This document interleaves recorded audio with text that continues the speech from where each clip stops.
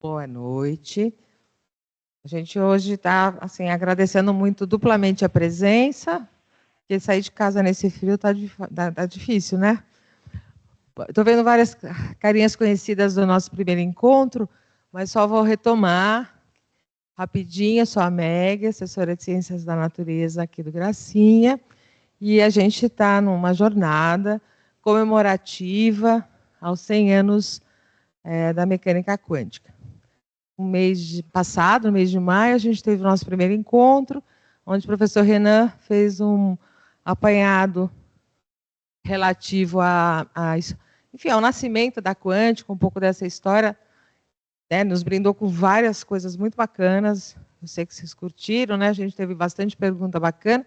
E hoje nós estamos no segundo encontro, que nós vamos entrar um pouco mais na quântica em si. A nossa ideia é que a professora Júlia apresente, converse com vocês durante um tempo, e nós temos, ao final dessa conversa, né, desse encontro, a gente tem aluno e professores do Instituto Federal aqui com a gente que trouxeram um jogo de pseudociência muito interessante que é desenvolvido lá entre professores e estudantes de iniciação científica. É isso, gente? Vocês vão contar mais lá, quando a gente passar para o outro espaço. Bom, então eu quero pedir para a Júlia iniciar essa conversa com a gente. E agradecer mais uma vez a presença de todo mundo, gente. Boa noite, espero que vocês estejam bem. Eu sou a Júlia, professora de Física aqui no Gracinha, da segunda e da terceira série do ensino médio. Dou aula aqui há pouco tempo, né? não tanto tempo quanto o Renan, mas essa escola é uma escola muito interessante, né? Que abre espaço para a gente poder conversar sobre essa temática tão importante para a física e para a ciência como um todo. Então, a primeira coisa que eu queria falar sobre a nossa conversa do dia de hoje é que esse título é um tanto quanto audacioso. Quem estava aqui na palestra do Renan, no último encontro, lembra, né, que ele falou um pouco sobre a dificuldade que é tentar entender o mundo quântico. Seja você um super pesquisador da área, seja você uma pessoa que ouviu o termo quântico pela primeira vez e vai buscar entender o que negócio é esse. Então, coloquei entendendo o quântico de forma audaciosa, mas com esse adendo. E tem uma frase que eu acho muito interessante, inclusive eu ouvi pela primeira vez com o orientador de pesquisa do Renan, que ele diz assim, a gente estava fazendo uma matéria em conjunto. Ele fala que tem um ditado que diz que a gente tem alguns assuntos que a gente começa estudando de maneira confusa e a gente termina ainda confuso, só que em um nível mais elevado. Então, a ideia do nosso encontro de hoje é usar esse termo entendendo com esse espírito. A gente vai buscar entender, a gente vai terminar, talvez, com mais dúvidas do que, de fato, a gente entrou. Eu acho que eu nunca estudei quântica sem ter mais dúvidas de quando eu comecei a estudar. Eu resolvi algumas dúvidas, mas criei várias outras. Então, eu acho que o papel do encontro de hoje é um pouco esse também. Então, a ideia é a gente falar sobre o que é. Então, a gente escolheu uma série de fenômenos para poder tratar. O que parece ser, ou seja, a gente olhar coisas que usam, né, se apropriam do termo quântico, mas de fato não são, não descrevem a quântica em algum nível, e depois a gente vai tentar entender por que é importante a gente saber a diferença entre uma coisa e outra. O nosso encontro de hoje é dividido em 3 partes. Por que eu vou fazer essa divisão? A ideia, quando a gente escuta sobre o termo quântico, a gente consegue, né, perceber esse olhar, esse termo aparecendo em vários vieses. Vou aqui citar 2. Então, o primeiro, mais associado às notícias. Então, quando a gente está, né, navegando na internet de alguma maneira, ou conversando com um grupo de pessoas, e do nada a gente escuta uma notícia, por exemplo, que agora a gente tem computador quântico. Ou então alguma outra tecnologia que se ancora na física quântica de alguma maneira. Então, essa é uma primeira forma que a gente tem de experienciar, né? Para quem não é físico, para quem não está no Instituto de Física cotidianamente, é uma primeira forma de experienciação. Uma segunda forma, também um tanto quanto comum, é quando a gente vai tentar assistir filmes de ficção, vai ler quadrinhos da Marvel, da DC e tudo mais, e a gente tromba com esse termo também aparecendo com bastante frequência. Então, a ficção científica também se ancora em vários conceitos que são da física para poder, né, fazer um universo super criativo e atrair o público para esse olhar. No entanto, a massificação, né, desse termo quântico não necessariamente traz todos os conceitos da maneira como a gente entende realmente quando a gente está no Instituto de Física fazendo pesquisa. Então, aí surgem algumas coisas no meio do caminho que preocupam muito os físicos, né, de fato. Então, a gente escuta, por exemplo, em algumas redes sociais, falar que tem pessoas que são coaches quânticos, né? Imagino que todo mundo já ouviu falar sobre isso em algum momento. E aí, estava falando com a Meg quando estava preparando essa palestra, e a gente ficou um tempo tentando entender o que é um psicofísico, né? Então, por exemplo, é um termo que a gente sabe muito bem explicar o que é. Isso angustia um pouco os físicos que fazem pesquisa nessa área, porque é uma apropriação do termo, de algum nível, que, na verdade, não atende ao que a física faz de fato. Então, essa palestra é estruturada para o seguinte: na primeira parte, a gente vai mencionar alguns fenômenos que são quânticos. Então, aqui, vou fazer uma apresentação de algum deles para vocês, para a gente conseguir entender não apenas o fenômeno em si, o que ele busca explicar, por que ele surgiu, mas, principalmente, para tentar entender quais são as características que definem um fenômeno físico enquanto tal. Um fenômeno físico quântico enquanto tal. Depois, a gente vai para essa parte de fenômenos que não são quânticos, mas que parecem ser pela apropriação dos nomes, pela apropriação dos termos. E a gente finaliza com a pergunta do por que essa diferença importa.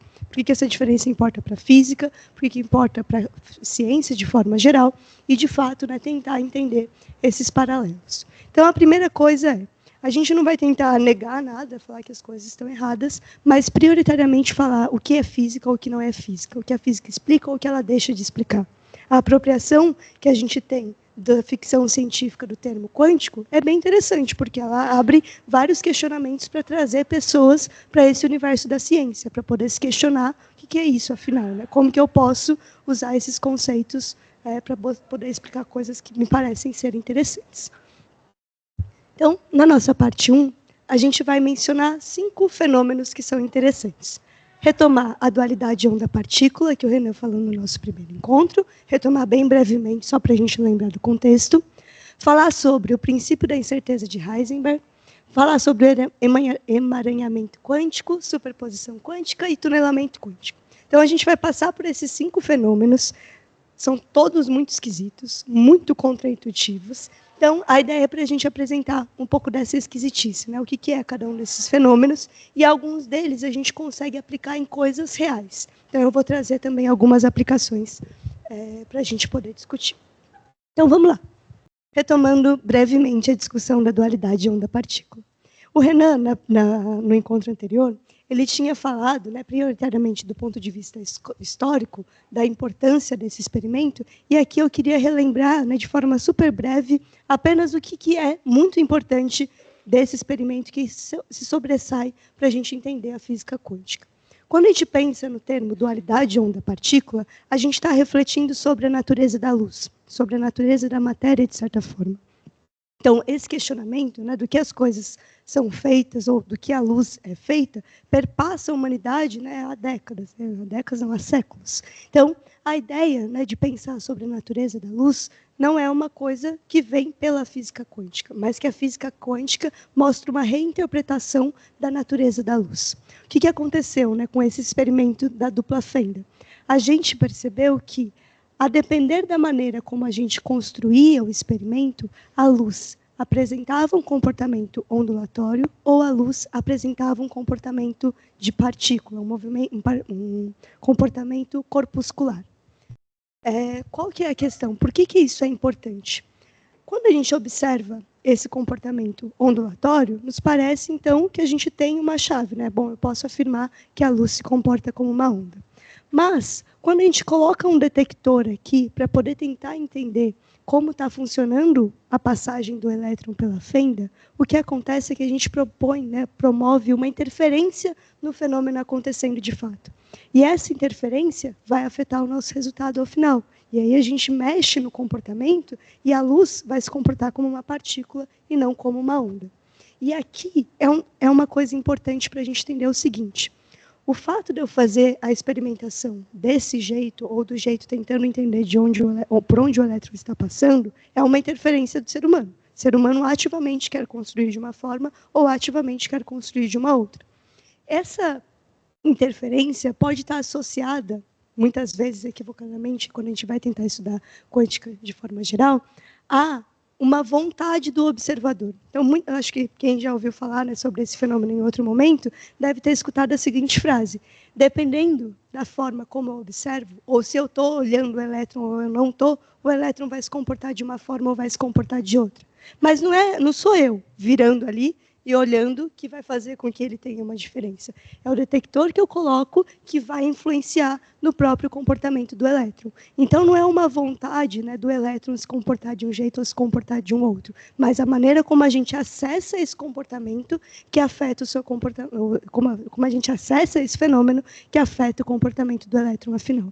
Então, isso é uma coisa importante da gente conseguir, né, buscar entender, porque a ideia não é colocar uma vontade ou uma humanização no comportamento do elétron ou no comportamento da luz, mas a gente observa esses fenômenos de uma maneira que a gente consiga compreender. E essa forma que a gente tem de compreender é pela teoria, é pela experimentação, e a nossa forma de fazer experimentação afeta o resultado do mundo quântico. Porque, lembra, ele tem uma escala muito diferente da escala do mundo macroscópico que a gente vive.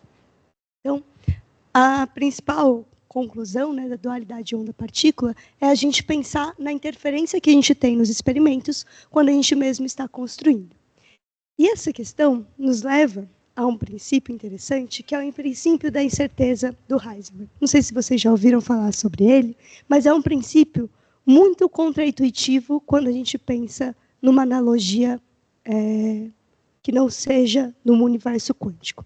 O que a gente tem de frase principal desse princípio, né, que foi proposto em 1927 pelo Heisenberg? A gente tem o seguinte: nós não conseguimos determinar simultaneamente e com precisão a posição e o momento. O momento é uma grandeza física que está associada à velocidade de um corpo, de uma partícula ao mesmo tempo. Já chego nessa equação. A equação vou deixar para depois. Por que isso é esquisito? É como se a gente falasse o seguinte: se eu estou numa estrada, ou eu consigo saber onde eu estou, ou eu consigo saber a velocidade que eu estou. Essa é a estranheza macroscópica. Não consigo falar ao mesmo tempo se eu estou no quilômetro tal, andando com tal velocidade. É como se no mundo microscópico eu não pudesse informar as duas coisas com uma precisão significativa. No nosso cotidiano a gente consegue fazer isso. Bom, agora a gente está no auditório, estamos em repouso em relação ao outro, em movimento em relação à Terra, enfim, depende do referencial que a gente vai adotar o movimento. Mas a estranheza recai no fato da gente não conseguir afirmar essas duas coisas ao mesmo tempo. Por quê? Isso volta na ideia da gente pensar nas coisas como partícula e nas coisas como onda.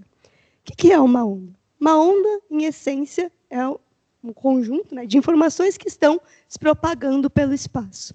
Então, teoricamente, eu não posso falar precisamente sobre uma posição de uma onda, porque eu tenho algo com velocidade. Quando eu estou pensando numa partícula, eu posso falar precisamente a posição dessa partícula. E aí, isso está associado à nossa interpretação, novamente, em experimentação. Imagina que a gente tem aqui esse elétron, está fazendo uma trajetória original. Se eu quero observar a posição desse elétron, o que eu preciso fazer? Preciso fazer alguma experimentação que, de certa maneira, eu consiga atingir esse elétron, por exemplo, com um fóton. E, pela interação entre os dois, eu consigo saber alguma informação dele. Só que qual é o problema? Quando esse fóton interage com o elétron, eu certamente vou perder parte da minha informação, seja em posição, seja em velocidade. Por que vai acontecer isso? E aí eu vou usar uma analogia, né, um experimento de pensamento que é interessante. Imagina que a gente está no auditório, só que ele está completamente escuro, a gente não enxerga mais nada. E alguém pega e joga uma bola para cima. Como que eu consigo afirmar com certeza onde a bola vai cair? Onde a bola está? Para onde a bola está indo? Eu vou ter que, pelo menos, esperar a bola interagir com alguma coisa, certo? Eu posso tentar esperar, ouvir um som. Bom, alguém jogou para cima, ela vai cair, vai colidir com o chão, vai emitir um som. Só que no momento que eu escuto esse som, colidiu ali, certamente essa bola vai mudar de trajetória. Então, ela estava ali no instante que eu ouvi, mas no momento em que eu soube precisamente a informação da posição, eu perdi a informação sobre para onde ela está indo. Então, eu sabia onde ela estava no instante em que eu ouvi, mas não necessariamente eu sei para onde ela está indo. A gente pode pensar nessa analogia para tentar entender o que está acontecendo aqui com a interferência da observação no fenômeno em si. Então, a primeira interpretação importante do princípio da incerteza é que existe um limite quântico para a gente conseguir medir informações de posição e de velocidade de uma partícula quando a gente está analisando o universo quântico. E a isso, a gente dá um nome, né? A gente pode associar uma coisa que a gente chama de efeito do observador. Então, o ato de observar vai afetar necessariamente a informação que a gente está querendo obter, ou a maneira como aquele objeto que a gente está tentando analisar está se comportando. Então, no momento em que eu meço alguma coisa, algo eu perco. E a gente associa isso à incerteza. Então, essa incerteza não tem a ver com uma incerteza clássica da física. Não tem a ver com eu medir uma informação e aí o meu instrumento de medição não é preciso o suficiente para eu poder falar que aquela informação é aquilo e ponto final. Não tem uma mais ou menos, né? Então, erro percentual, por exemplo, que a gente costuma ouvir bastante. A incerteza no mundo quântico é uma propriedade intrínseca do próprio fenômeno. Então, eu posso melhorar quanto eu quiser o meu instrumento de medição, ainda assim, a forma de medir vai afetar o resultado da precisão das duas grandezas. Eu não consigo simultaneamente obter os dois. E uma segunda interpretação, então, é que a incerteza faz parte da natureza probabilística dos fenômenos que a gente está buscando analisar. Então, essas duas coisas são fundamentais e é bem estranho a gente tentar uma analogia com o mundo macroscópico justamente porque a gente não observa isso acontecendo com frequência, né? A gente só observa isso quando a gente caminha para o mundo quântico. Vamos para um próximo fenômeno. Eu vou aqui citar todos esses, sem a gente se aprofundar muito, né? Só para vocês tentarem começar a compreender algumas características que são importantes de cada um deles. O próximo que a gente queria entrar é sobre o emaranhamento quântico. De novo, não sei se vocês já ouviram falar, mas é um dos fenômenos que eu acho mais interessantes do ponto de vista da análise da mecânica quântica. O que a gente tem de forma geral desse fenômeno? A gente pode dizer, né, então, obviamente, que é um fenômeno quântico em que a gente tem duas ou mais partículas em que os estados quânticos delas estão interligados, de certa forma. O que significa que, se eu afeto o estado quântico de uma partícula, a outra que está interligada a ela, necessariamente vai se afetar também. E esse fenômeno, quando a gente vai analisar quanticamente, ele é tão estranho que ele ficou, né, conhecido com o nome de ação fantasmagórica à distância, que foi o Einstein que falou sobre isso. Por que ele trazia esse nome, né, ação fantasmagórica à distância? A ideia é o seguinte: a distância não importa para esse fenômeno acontecer. Então, quando duas partículas estão emaranhadas entre si, eu posso ter uma aqui e uma no Sol. Se eu afeto um estado quântico dessa partícula aqui na Terra, automaticamente a que está no Sol se afeta também. Não existe uma velocidade, né? Não existe, é como se a velocidade da luz fosse quebrada no meio desse caminho. Não existe uma velocidade de transmissão da informação. O afetar aqui nesse espaço afeta que a gente vai ter de observação em qualquer espaço em que essa partícula esteja. E por que isso é um problema? Porque isso aqui vai mexer com um princípio básico da relatividade. Quando a gente vai pensar, né, quando a gente estuda a relatividade, um dos postulados é que a velocidade máxima que a gente tem para os fenômenos é a velocidade da luz. Então, quando Einstein fala que é uma ação fantasmagórica à distância, tem a ver com essa interferência em outros fenômenos, né, que não necessariamente no mundo quântico, mas com postulados de outras teorias que são fundamentais. Vou fazer um super parênteses para a gente tentar entender por que isso acontece. Parte significativa da explicação do emaranhamento quântico reside na superposição quântica, que é uma outra coisa um pouco diferente, mas que tem relação. A superposição quântica, né, é bem conhecida popularmente pelo gato de Schrödinger. Né? Desculpa, não sei falar alemão. Falar alemão com roquidão é pior ainda. Então, o nome dele está ali bonitinho. Né? Dá para ouvir também com trema. Então, o gato de Schrödinger é um experimento mental. O que esse experimento tenta fazer é explicar para a gente a ideia da superposição quântica. O que é a superposição quântica? Na mecânica quântica, né, quando a gente está olhando para essa escala, a ideia é os sistemas físicos podem existir em múltiplos estados quânticos até que eu faça uma mensuração das informações que eu estou analisando. Então, o Schrödinger propôs, né, esse experimento de pensamento porque estava relacionado com algumas discussões que estavam acontecendo na academia. Então, esse experimento não foi proposto à toa. Que discussão era essa? A gente tinha um grupo de pessoas que estava tentando descrever a mecânica quântica, assumindo as suas estranhezas, mas pensando um pouco na influência da matemática e da experimentação, da dedução teórica e da experimentação, para poder colocar algum sentido em tudo isso que a gente estava estudando. Então, uma primeira interpretação é a interpretação, né, do Einstein, do Podolsky, do Rosen, em que a gente tem, né, o paradoxo EPR, vocês podem ouvir depois ou pesquisar depois a partir disso, em que eles estavam falando sobre a interpretação teórica, a interpretação matemática das derivações que a gente tinha no mundo quântico. E a gente tem a parte do Bohr falando um pouco sobre a experimentação. E aí, o Schrödinger propôs esse experimento porque ele estava tentando chegar num meio do caminho entre as duas conversas.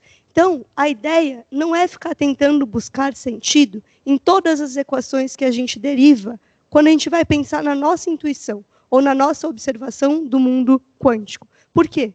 Tem coisas que são tão bizarras, tão estranhas, que tentar encontrar um sentido para todas elas, pelas equações, vai nos levar a mais angústia, mais questionamentos do que, de fato, fazer uma experimentação sobre aquilo.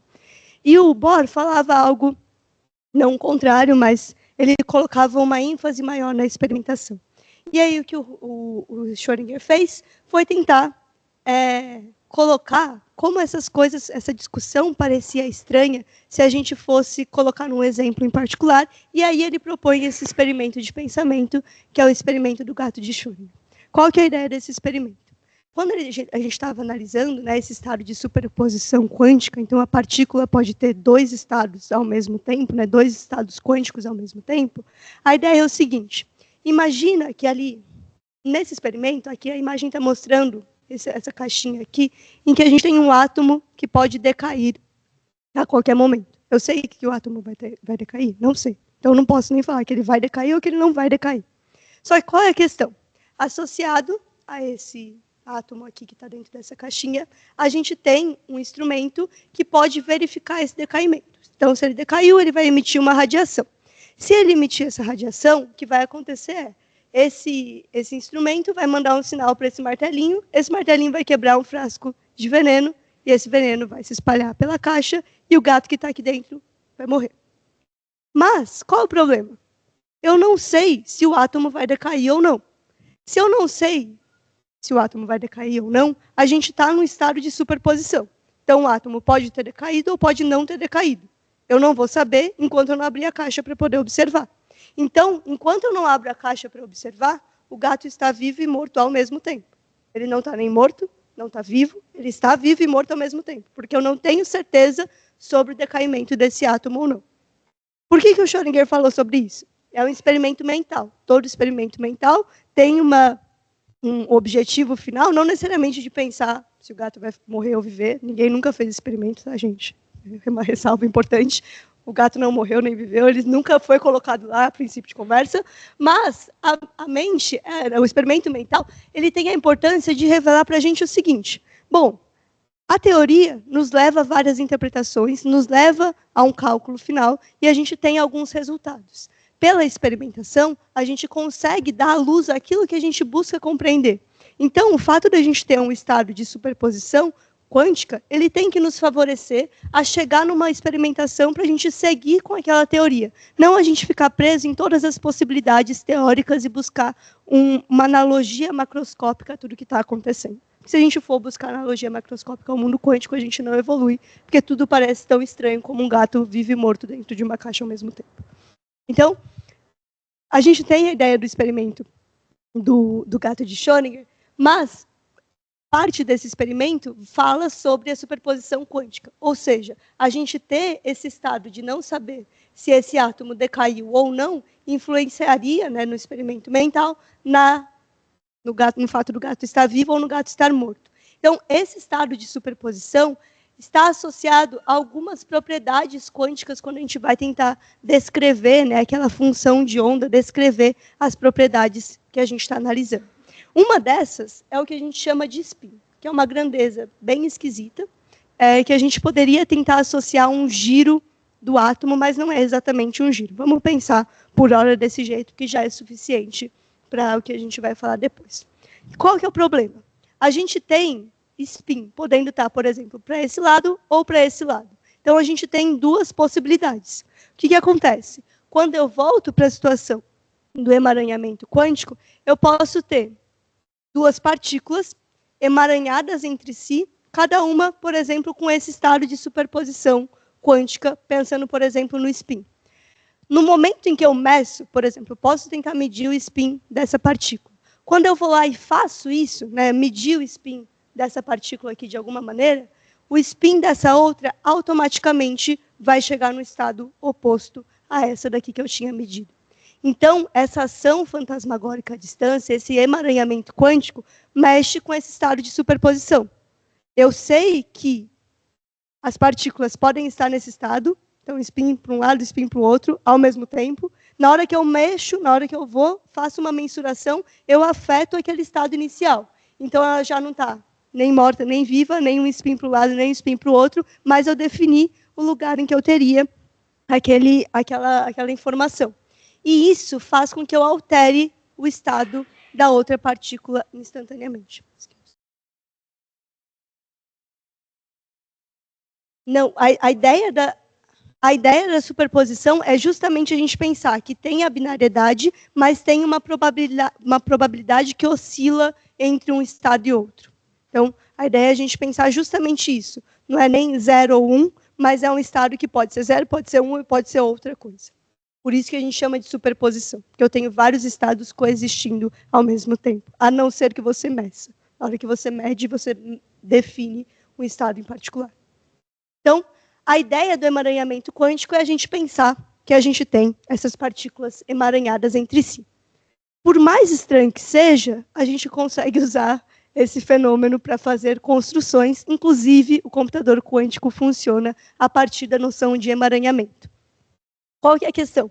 Não sei se vocês já mexeram com programação, já mexeram com eletrônica de alguma forma, mas todo mundo que já se aventurou a isso sabe que os computadores celulares funcionam a partir dos bits, a partir de coisas que são binárias. Então, o nosso computador, o nosso celular, interpreta as informações que a gente coloca a partir de uma série de zeros ou uns, ou 0 e 1, né, um interligado. Então, um bit, né, um byte, está associado a uma sequência, um byte está associado a uma sequência de 8 bits. 8 números que tem 0 ou 1, depende da ordem que você quer colocar, e essa informação é processada pelo computador. Como que eu faço isso? Corrente e campo magnético. Corrente elétrica e campo magnético. Se a corrente está passando, se a corrente está ligada, por exemplo, eu tenho um número 1, associado, por exemplo, a um HD que a gente usa no computador. Se a corrente não está passando, eu gravei a informação 0. E aí o que a gente faz? A gente lê essa sequência de 0 e 1, processa a partir da linguagem de programação e faz alguma coisa que não seja conveniente com isso. Qual que é a questão? Quando a gente fala em computação quântica, a gente usa esse estado de superposição para a gente ampliar as possibilidades que a gente teria. Ou seja, eu não posso gravar apenas 0 ou 1, mas por estar no estado de superposição, eu aumento a quantidade de informação. Então, acho que vocês já ouviram falar que a computação quântica nos permite resolver problemas em uma velocidade maior do que a gente consegue fazer com os nossos computadores atuais. Por que isso é possível? Porque a gente se apropria dessa superposição existente para poder aumentar o cálculo de rotas de possibilidades. Por exemplo, quando a gente pede, né, alguma coisa no delivery, a gente tem uma pessoa que entrega a comida, entrega o remédio, entrega qualquer coisa para a gente. Só que essa pessoa não necessariamente está atendendo apenas o nosso pedido. Ela pode ter alguns pedidos lá dentro da bagagem dela. O que a gente tem? A gente precisa, né, otimizar o caminho, porque essa pessoa vai passar pela cidade de São Paulo prioritariamente, né? Então, andar em São Paulo não é fácil, a gente tenta economizar o caminho que ela faz. Se a gente vai fazer isso pela computação normal, computação clássica, sem ser quântica, o que a gente vai enfrentar? A gente vai enfrentar um problema que chama problema da minimização. Ou seja, eu vou tentar encontrar o caminho mais eficiente, seja em tempo, seja em distância, aí depende do que a pessoa está querendo programar, para que essa entrega seja feita da forma mais rápida possível, por exemplo, se a variável do tempo é importante para mim. Então, eu vou tentar minimizar esse problema, vou tentar escolher qual é o caminho mais rápido para essa pessoa fazer a entrega. Só que isso tem um custo. Eu preciso passar por essa trajetória como se fosse um labirinto. Então, eu posso ir aqui, lá, lá. Ou então, eu posso vir daqui para cá, e ir para lá e voltar. Então, a escolha que eu faço tem a ver com essa minimização da rota que eu quero passar. Quando a gente está analisando um problema relativamente simples como esse, nosso processamento atual é suficiente. Só que, dependendo da informação que eu quero coletar, dependendo do problema que eu quero resolver, a gente ia demorar tanto tempo para poder fazer esse código rodar, que a nossa finitude humana já não nos levaria a ter um resultado dessa informação.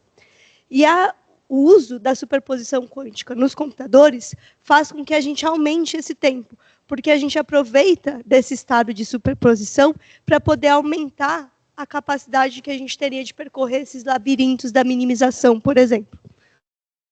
Então, a ideia da computação quântica é a gente aumentar a nossa velocidade de processamento, nos aproveitando de alguns fenômenos que estão associados ao mundo quântico em particular. Então, quando a gente coloca esse nome de qubit, é porque a gente está usando as duas primeiras letras para o quantum, e bit seria o bit normal. Então, é como se fosse um bit em estado de superposição quântica. Por isso que a gente usa essa nomenclatura. Então, 0 ou 1 ou outro estado que você não saiba. Quando a gente pensa no nosso computador normal, a gente sabe que 1 é corrente passando, 0 é corrente não passando. E a gente interpreta essa informação. Num qubit, você conseguiria ter esse estado de superposição, que não é nem 0 nem 1, nem o outro, é um estado superposto entre eles. Entendeu? Então, vamos para um próximo fenômeno. Tunelamento quântico. Esse, para mim, é um dos mais esquisitos. Assim, com certeza, o tunelamento quântico é um dos mais estranhos. A primeira vez que eu ouvi, eu me neguei. Assim, eu falei, não é possível. Não existe esse fenômeno. Inventaram alguma coisa para eu poder acreditar. Não é possível. Mas vamos lá. Ele tem até aplicação. Não é uma invenção apenas teórica. Tem aplicação, tem experimento. A gente usa isso, de fato, na realidade.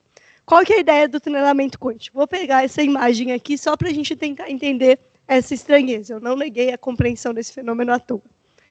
Imagina que a gente está querendo brincar de bola. Aí eu estou lá jogando a bola e do nada me vem à cabeça que eu quero jogar essa bola por cima de um muro. O que eu tenho que fazer? Se eu quero ver a bola lá do outro lado, eu preciso necessariamente jogar ela por cima. Não tem muito bem o outro caminho, né? Uma outra coisa que eu posso fazer para poder levar a outra bola para o outro lado. A bola para o outro lado. Se eu ficar jogando essa bola contra a parede, ela não vai passar, né? A não ser que eu quebre a parede, de fato, com uma colisão da bola, depois que eu fiz isso várias vezes, mas é um fenômeno raro em observação. E, de toda forma, se isso acontece, eu teria que ter afetado a estrutura do muro em si. O problema é que, quando a gente analisa o mundo quântico, existe um fenômeno chamado tunelamento, em que, teoricamente, é como se eu estivesse observando essa bola passando por dentro do muro sem estragá-lo.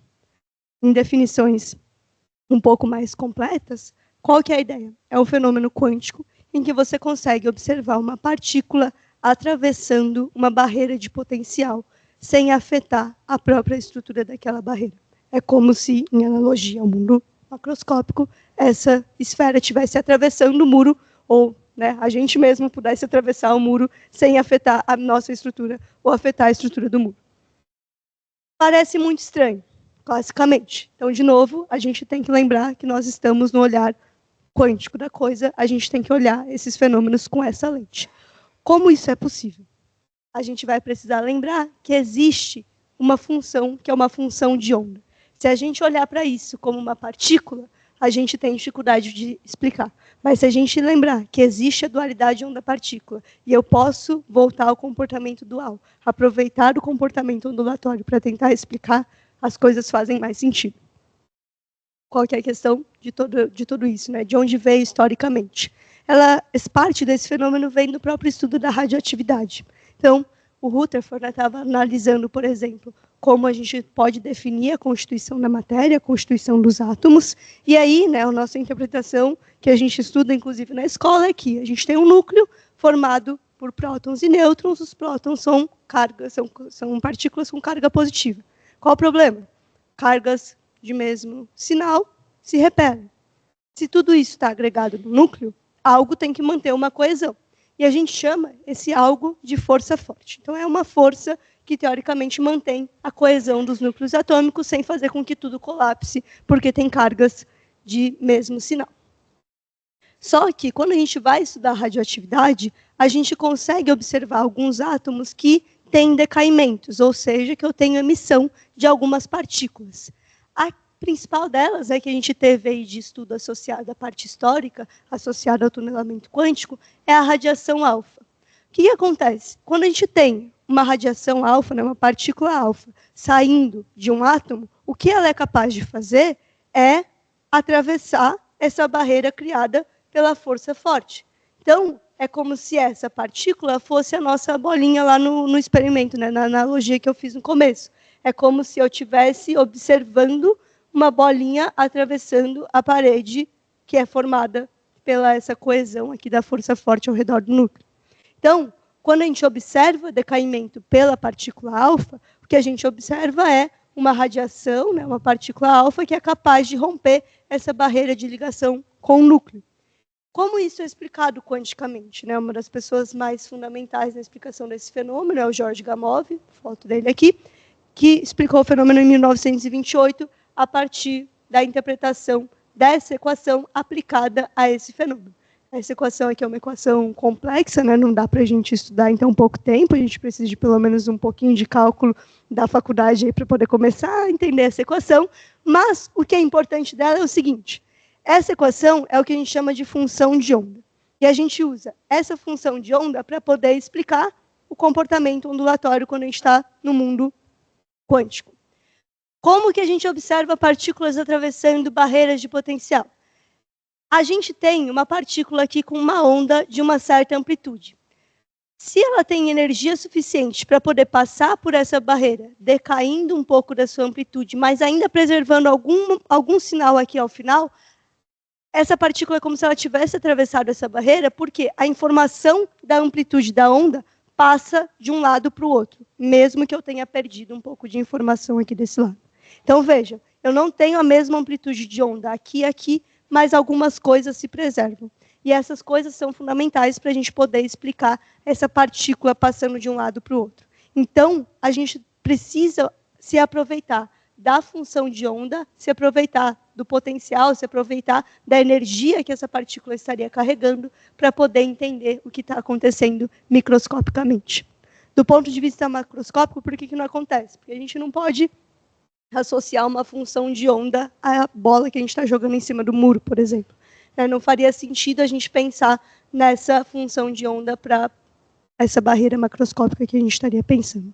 Então, existe uma explicação que a gente precisa de uma matemática um pouquinho mais pesada para poder compreender, mas a ideia mais rápida é essa, né? A gente associa o que está acontecendo no meio do caminho com a energia.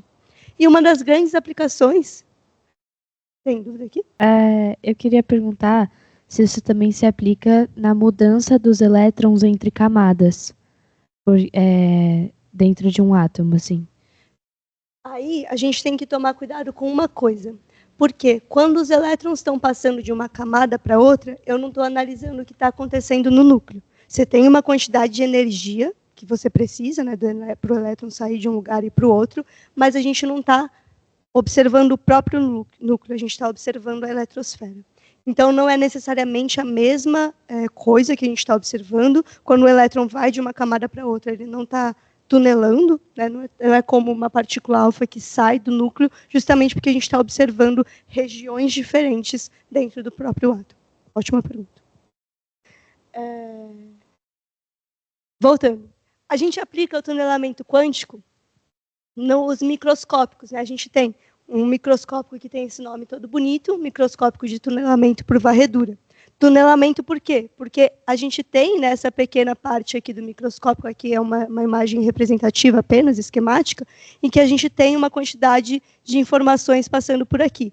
Então, essas partículas que saem desse caninho aqui inicial e passam pela amostra que a gente está observando, elas fazem um tunelamento pela própria estrutura da amostra que a gente busca observar. E varredura, porque a gente varre toda a região da amostra em si. Então, a gente tem uma aplicação de fato prática desse fenômeno acontecendo, e a gente usa isso para poder acessar uma precisão maior do que a gente teria apenas com os microscópicos ópticos. Porque, lembra, a gente está numa escala menor, e essa escala menor nos permite uma amplitude maior de conhecimento sobre algumas estruturas que apenas os microscópicos ópticos não seriam capazes de nos fornecer, porque tem uma limitação no próprio comprimento de onda da luz. Então, tem essa aplicação também do tunelamento. Vamos finalizar essa parte 1 aqui. Coloquei uns memes que eu achei engraçados. O humor do físico não necessariamente representa o humor da população como um todo, então eu espero que vocês achem engraçado também, mas não sei se vai dar certo. Então, o que é importante aqui na dualidade onda-partícula? Se eu estou observando ou não, lembra que não sou eu interagindo com o elétron, mas o instrumento que eu construí que interage com o elétron que faz com que a dualidade, né, se manifeste. Então, ora eu observo como partícula, ora eu observo um comportamento ondulatório. Ou seja, a luz possui um comportamento dual, que do ponto de vista clássico é uma grande quebra. Existe o princípio da incerteza. É um limite que é intransponível para a gente obter a quantidade de informações simultâneas de um sistema quântico em análise. O emaranhamento. Eu tenho estados quânticos que estão interligados entre si porque há uma superposição quântica associada a essa interpretação. E o tunelamento, a gente tem algumas partículas com capacidade de atravessar barreiras de energia que classicamente seria inimaginável. Então, por que eu gostaria de fazer esse resumo das principais características? Então, a gente tem um rompimento da interpretação clássica de partícula e onda, a gente tem limites fundamentais associados à interpretação probabilística da matéria, a gente tem uma alteração da noção de localidade dos fenômenos acontecendo, então algo que acontece num lugar pode ter uma ligação associada ao emaranhamento com algo super distante e ainda assim a gente observar, né, os resultados interferindo entre si. E a função de onda que a gente usa para poder explicar, né, que volta na dualidade onda-partícula, tem resultados tão inesperados quanto algo passar por uma barreira de potencial. Quais são as características do ponto de vista do desenvolvimento do conhecimento que é importante a gente perceber até esse momento? Essas características são fundamentais não apenas para a mecânica quântica, não apenas para a física, mas para o desenvolvimento do conhecimento científico como um todo. Essas características são as seguintes. As previsões teóricas que a gente faz precisam ser testadas experimentalmente e eu preciso ter uma coerência entre o que eu previ teoricamente e o que eu obtive de resultado experimental de fato.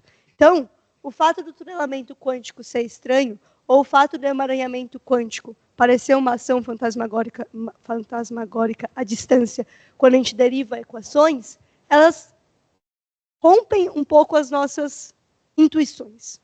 A gente faz um monte de conta, às vezes a gente questiona as contas que a gente faz, porque parece muito estranho para ser verdade, mas depois que você pede para um monte de gente revisar, e aparentemente é isso mesmo, a conta está mostrando para aquele caminho, o que a gente faz é testar as nossas hipóteses, para ver se na realidade aquilo de fato se observa.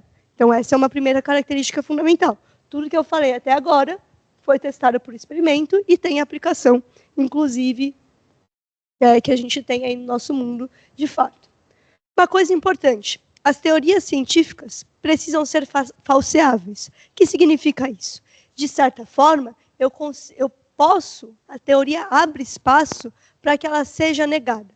Então, não necessariamente tudo isso vai ser refutado, mas todas elas abrem espaço para questionamento. Então, tudo que você questiona, né, todos os dados novos que aparecem, precisam ou ser compatíveis, né, então, eu obtive um dado, esse dado de fato é compatível com o tunelamento quântico. Ou eu obtive um dado que não tem nada a ver, nossa, parece que está quebrando com as coisas que eu observei aqui.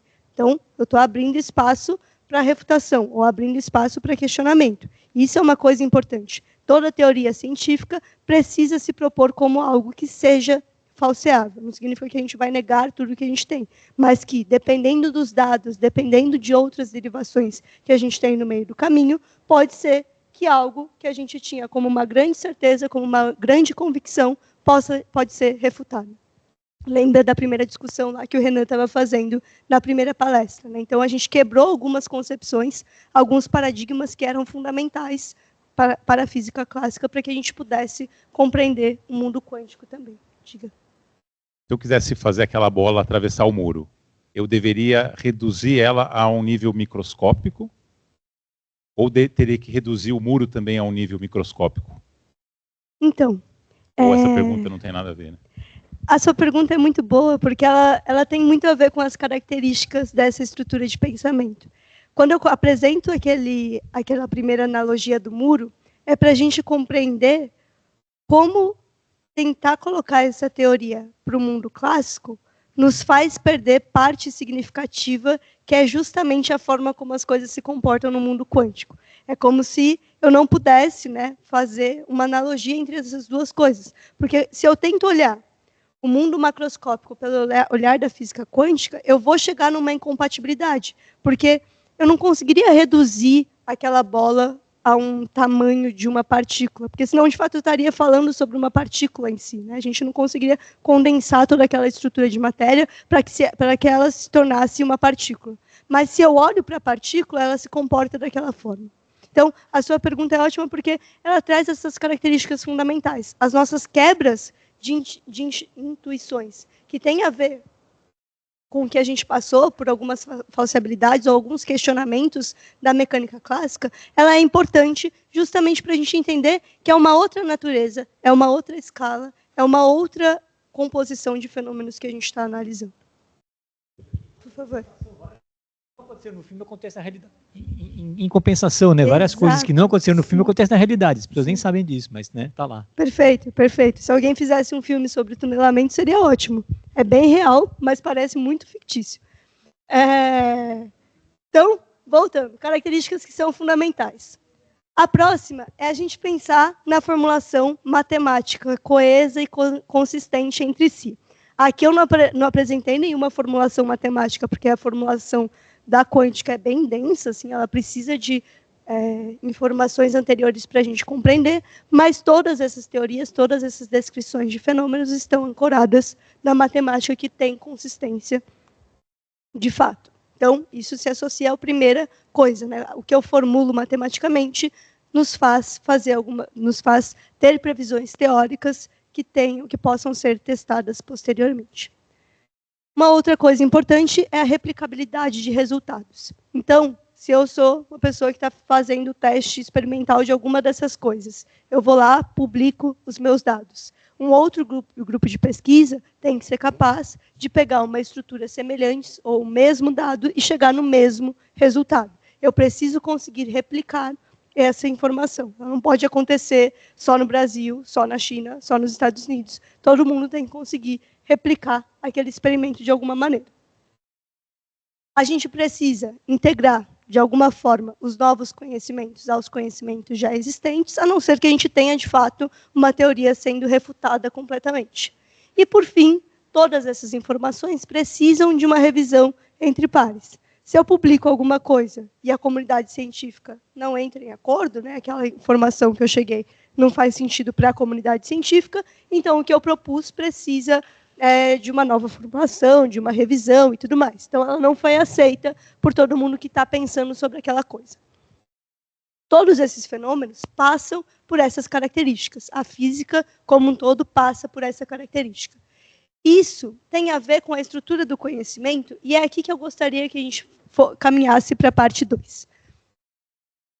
Essas características, elas não aparecem quando a gente caminha para observações da quântica de maneira generalizada na sociedade. Então, essas características que são fundamentais para desenvolver todos os fenômenos se perdem.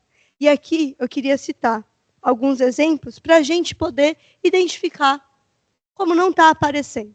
Então, eu peguei alguns exemplos, em particular, para que a gente conseguisse fazer essa listagem. A primeira delas, né, uma coisa que preocupa bastante, né, a comunidade científica, é pensar nas terapias quânticas. Então, tudo isso precisa de um cuidado muito fundamental. Por quê? A ciência tem uma responsabilidade muito grande com a saúde das pessoas, com a informação que as pessoas têm acesso. Quando a gente pega uma teoria científica e faz uma apropriação leviana, mas coloca na ciência a responsabilidade por aquilo que a gente colocou, isso é um problema enorme, porque a gente está não só colocando a ciência, colocando, nesse caso, a física, num nível que a física não se propõe a fazer, como também a gente está propagando desinformações, a gente está indo contra ao que a ciência, de fato, se propõe. Então, essa daqui, eu peguei de um site, não vou divulgar o site, porque, enfim, não queria que todo mundo tivesse acesso, mas eu tirei um print, que fala o seguinte: a terapia quântica é baseada em informações sobre a alteração de células corporais através do pensamento. Primeiro, que nosso pensamento não tem a capacidade de fazer com que nenhuma célula do nosso corpo se altere do ponto de vista quântico. Eu preciso de uma quantidade de energia enorme. Pensando nessa analogia aí, se eu quisesse pensar em alguma coisa, de alguma forma, reduzir aquela bola a um tamanho de uma partícula, poxa, isso é tão difícil, né, do ponto de vista físico, eu teria que fazer tanta alteração do ponto da estrutura de vista da matéria, que faz mais sentido eu pegar uma partícula para poder explicar, de fato, aquele universo quântico. Então, do ponto de vista da física, a gente não tem nenhuma comprovação que a nossa célula, o nosso pensamento, tem algum tipo de alteração a nível quântico. Não existe isso, de fato, proposto, olhando para aquelas características. Revisão por pares, teoria fundamentada, experimento realizado, enfim, não tenho essas informações. Mas vocês podem observar que a gente tem, por exemplo, alguns fenômenos que aparecem. Vários fenômenos que eu falei aqui estão citados. Interferência, falei um montão de vezes sobre interferência. Campo, falei sobre campo, mencionei a física em vários momentos. Deixa eu ver se eu acho outro. Comando quântico estruturados logicamente. Eu falei que a gente precisa de uma estrutura, falei que a gente precisa de uma lógica consistente, mas eu não falei essa frase. Dá para a gente perceber isso.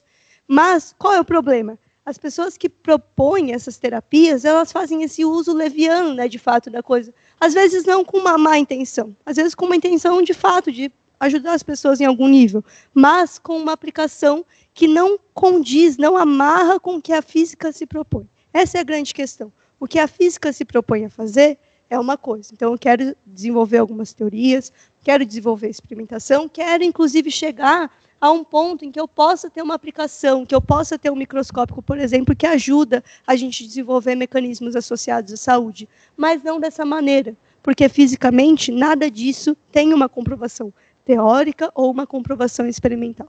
Então, tudo que eu estou falando aqui não é para falar que tudo isso é besteira, não tem nenhum resultado. O que eu estou querendo falar, de fato, é que a física não explica, não fundamenta essas terapias nesse nível, porque nenhum físico se propôs a fazer, né, e tentar entender a relação entre o nosso pensamento, a nossa estrutura, mesmo que a gente seja composto por átomos, partículas, por exemplo. Por favor. Posso fazer uma complementação só? Existe atualmente, eu conheço alguém que está fazendo doutorado para tentar fazer uma conexão que não é essa que está sendo proposta aí, tudo bem? Então, existem pessoas que estão estudando uma tentativa de conexão entre estruturas biológicas e teoria de informação e emaranhamento, só que isso ainda é doutorado e pós-doutorado em processo. Isso está sendo testado, mas ainda está sendo testado, não foi levado ainda para os pares, não foi tentado refutar, então ele ainda não passou pelo processo de metodologia científica, apesar de que ele tenha, pelo menos o estudo que eu conheço, tem um bom começo e indica que vai seguir a linha de metodologia científica a ponto de, quem sabe, a gente achar uma resposta que seja muito melhor do que isso. Desculpa, sei que você não está julgando, mas eu estou, sinto muito. Fato. A gente, quando a gente leva isso para ensino médio, na escola, geralmente a gente precisa meio que bater o pé, né? Falar, galera, olha, isso aqui, até aqui não dá para acreditar. Então, até aqui, não dá para acreditar, não estamos falando que é mentira, mas estamos falando que está sendo testado, né? Não desse jeito, de um jeito científico, quem sabe? Quem sabe nos próximos anos, fiquem de olhos abertos. Isso é interessante, né? Porque existem algumas premissas que são legais da gente pensar sobre o que poderia acontecer. Por exemplo, como a gente tem memória? No computador eu falei, bom, a gente tem um bit, a gente tem um armazenamento, a gente tem um computador quântico agora, que tem os qubits, mas e a nossa memória, né? Como ela opera? Existe algo material na nossa fundamentação da memória? Se ela é material e a gente tem um nível atômico também, será que alguma dessas coisas poderiam ser associadas? Tem muitas pessoas que fazem pesquisas buscando responder isso, mas, de novo, né, submetidas a todas aquelas características que, no caso desse print, não tem, né, nenhuma correlação. Obrigada pelo seu comentário. Então, trouxe aqui só mais 2 exemplos. Um segundo está associado explicitamente sobre o conceito de emaranhamento, que era um print tipo de uma rede social, que falava o seguinte, né, uma pessoa se propôs a explicar o emaranhamento e falou o seguinte, por exemplo, você pensar numa pessoa e ela ligar. Qual a explicação disso? A física quântica explica que uma vez que 2 partículas se unem, elas permanecem conectadas, mesmo quando já não estão fisicamente perto. É o chamado emaranhamento quântico. Então, o que a pessoa está querendo falar é que, se você pensa em alguém, essa pessoa te liga é porque vocês estão emaranhados. Isso, a gente dá risada, né? Porque é bem ingênuo, né, do ponto de vista da interpretação.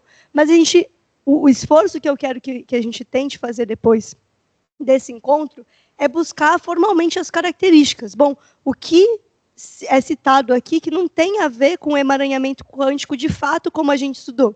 Aqui, em nenhum momento, a gente pensou nas partículas de fato associadas, ou então querer falar que um ser humano tem o mesmo comportamento quântico de uma partícula e que, portanto, possa estar emaranhada. Qual é a grandeza física do ponto de vista quântico que, de fato, tornou 2 seres humanos emaranhados entre si? Não há essa informação aqui, porque não existe seres humanos emaranhados. Existem partículas que podem se emaranhar. Então, a ideia é a gente pensar, né, olhar para essas coisas e não só né, rir, falar, ingênuo, enfim, tá fazendo besteira, mas de buscar, de fato, quais foram as incompreensões do ponto de vista do conhecimento formal que essa pessoa não entendeu, né, passou à toa. E tudo isso é importante porque quando a gente está só uma pessoa propagando desinformação na internet, né, nesse sentido aqui parece até não vai fazer grande mal a alguém, né, só uma incompreensão quântica. Agora, quando a gente usa essas coisas para poder vender terapias, vender produtos, a gente as pessoas que estão fazendo isso, a gente não, porque não faz esse tipo de coisa, as pessoas se aproveitam da ingenuidade, do dinheiro, da disposição, do cuidado da saúde psíquica, do cuidado da saúde física dos outros que estão, de certa forma, né, comprando essas ideias, porque ainda não tem uma compreensão de fato do que é a quântica, de fato, como que ela opera. Então, por exemplo, quando a gente fala sobre colchão quântico, né, falar aqui, o colchão é composto por pedras quânticas com energia da Terra e do Sol. Não tem pedra quântica, tem partículas que se comportam quanticamente. Mas mesmo essas partículas não têm energia da Terra e do Sol associadas a ela. Tem energia da partícula. Então, são algumas incompreensões que quem não conhece, né, quem não consegue descrever a quântica, compra. Poxa, está falando de energia, está falando de quântica, que eu sei que a física desenvolve esse negócio, está falando de Terra, está falando de Sol. Eu estudei na escola que a Terra e o Sol tinha alguma forma de associar energia aí no meio do caminho. Então, parece que está certo, mas não está. Quando a gente vai pensar nas características que a gente estudou até agora. Então, estou querendo falar tudo isso porque o uso de termos da física, da biologia, da química, da ciência como um todo, é usado socialmente para agregar um valor simbólico a diferentes produtos, a diferentes ideias, a diferentes cursos, e isso faz com que as pessoas ingenuamente coloquem a sua saúde em risco, coloquem seu dinheiro em lugar em que não deveria. Então, a grande mensagem, né, é a gente pensar como essa linguagem científica traz, de fato, uma compreensão do fenômeno, uma descrição daquele fenômeno, ou se ela está lá apenas como uma roupagem. Eu coloco energia, eu coloco quântico, eu coloco emaranhamento apenas para trazer um ar de autoridade, um ar de relevância ao que eu estou falando. E não, de fato, para poder explicar o que se propõe. Então, isso é fundamental, né? É importante a gente tentar entender e levar essas interpretações para as pessoas, né? Então, muita gente compra um colchão quântico, compra lá uma terapia associada a essas características que eu falei, não porque a pessoa, né, comprou de fato aquilo, acha que é aquilo mesmo, mas porque a pessoa vai nessa linguagem aqui, o uso de termos científicos, acredita naquela autoridade e aí, de fato, compra algo que não tem uma relação direta com o conhecimento científico.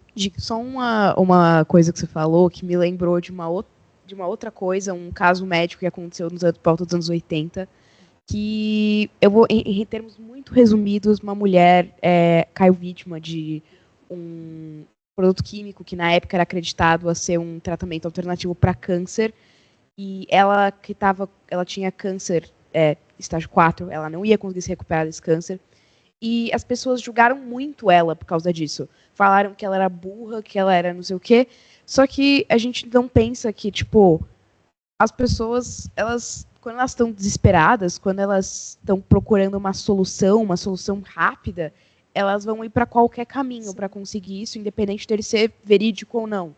Então, mesmo esse caso do colchão quântico ou de outras terapias, por exemplo, óleos essenciais, não sei o quê, são soluções práticas para pessoas que procuram uma solução sem se importar com a veracidade dela. Perfeito, perfeito. Fala. Eu queria dar um adendo, na verdade, na fala do Atas, mas acho que não é bem um adendo, mas é comentando isso que você falou. Em diversos momentos na ciência, esse uso inapropriado, de uma forma que colocada meio que como propaganda e chamativo, ele foi usado, até mesmo na descoberta da radiação. Quando obteve a descoberta da radiação, existiam diversos produtos que eram radioativos, que eram brilhantes, eles não sabiam também os riscos daquilo, né? E existiu até fósforo radioativo. E era algo que atraía as pessoas por ser novo e por ser um termo que muita gente não conhecia ainda. Então é muito complicado essa linha tênue entre a propaganda e o novo, que é a esperança e tudo das pessoas também, tanto a esperança quanto a curiosidade, e aquilo que pode infringir a saúde e realmente pode até levar a matar ou a ter severas consequências. Perfeito. Amei o que vocês falaram. Isso é bem interessante, principalmente essa questão de se aproveitar da fragilidade, né? Então, vocês citaram, né, pessoas com doenças em estado terminal ou, enfim, estados avançados e complexos. A gente tem as pessoas com emocional frágil, com a saúde física, obviamente, frágil, e isso faz com que, em alguns casos, a pessoa compre coisas numa esperança. Nossa, eu preciso ficar bem, eu quero ficar bem, tem um monte de coisa ainda para aproveitar, e acaba, né, comprando algumas coisas que, do ponto de vista da ciência, a gente não tem comprovação. Esses dias eu estava vendo um artigo que estava analisando a quantidade de propostas, intervenções psicológicas que a gente tem em diferentes faixas etárias. E aí a conclusão dessa pesquisa foi que, para as pessoas muito jovens, então crianças, ou então para as pessoas idosas, a gente tem bastante arcabouço teórico. Então, como eu preciso lidar, como eu conduzo uma terapia, por exemplo, mas para as pessoas que estão numa meia-idade, a gente tem pouca informação quando a gente compara com crianças e o público mais idoso. E qual é a questão? Quando a gente volta à compreensão de quem compra mais essas coisas de terapias que são não só, né, alternativa, mas nesse sentido mais quântico, a gente vê que a maior parte das pessoas que compram essas coisas são pessoas em fase adulta. Porque a gente pode pensar, existe um buraco da psicologia, ou existe parte da psicologia que poderia evoluir um pouco mais nesse sentido, e nesses buracos a gente tem algumas pseudociências preenchendo caminhos em que a gente não gostaria, né? Então, que não vai levar realmente ao estado melhor daquela pessoa. Então, por que a diferença importa, né? Vocês já me ajudaram a começar a responder essa pergunta. Então, não se trata necessariamente da gente falar que algo funciona ou não funciona, né? Lembra que na própria medicina formal, ocidental e tudo mais, a gente tem efeito placebo, né? A gente tem pessoas aí que melhoram, mas são efeito placebo de algum medicamento, e a gente tem um estudo científico sobre isso, né? O que é o efeito placebo de fato. Então, não é realmente falar que algo está certo ou que está errado, bater o martelo para todo sempre, mas falar que não tem a ver, de fato, com o que a física quântica se propõe a fazer. Então, um grande alerta é para a gente conseguir compreender as características que a gente precisa buscar para avaliar os conhecimentos que chegam até a gente, né? Então, em diversas estruturas, a gente observa conhecimentos novos chegando até nós. Quem está na escola tem uma oportunidade de discutir sobre essas coisas, né? Então está pensando, está estudando e tudo mais. Só que quando a gente sai do ambiente acadêmico, não necessariamente a gente tem esse espaço, né? Então, o alerta é buscar pelas características que estruturam o conhecimento formal de fato. Então, quando a ONU propõe, no começo desse ano, para a gente pensar num ano para ciência e para tecnologia quântica, não é à toa. A gente vê aqui, ó, por exemplo, a saúde sendo mencionada, mas prioritariamente com exames, né, para fazer diagnóstico, exames de imagem. A gente tem pensamento sobre redução das desigualdades, né, de coisas que são desiguais. Mas aí a gente tem uma aplicação associada ao universo da tecnologia, ao avançar da ciência. Quando a gente pensa, né, na infraestrutura, na indústria, a gente tem a mesma questão. Quando a gente pensa do que a gente pode fazer climaticamente, do que a gente pode fazer de geração de energia, a gente está pensando em como a ciência e a tecnologia podem se agregar para poder fazer essas áreas evoluírem. Então, para finalizar, queria citar, né, uma frase do professor Luiz, do Instituto de Física da UFRJ, depois a gente pode deixar a matéria no Geniale, que é um trechinho da revista super interessante, né? Então, tem aqui na escola, a escola assina, achei que seria bacana, porque quem está aqui estudando pode olhar esse artigo que eu tirei para poder citar aqui como final. Porque a física quântica parece ser uma coisa misteriosa, a gente usa essa palavra como se ela fosse solução para qualquer coisa, né? Então, a ideia é justamente a gente sair desse encontro, não com essa concepção, mas buscar sempre as características que fundamentam o conhecimento físico do ponto de vista formal. E quando isso aparece ou quando não aparece, né? Então, a ideia era um pouco essa. Obrigada.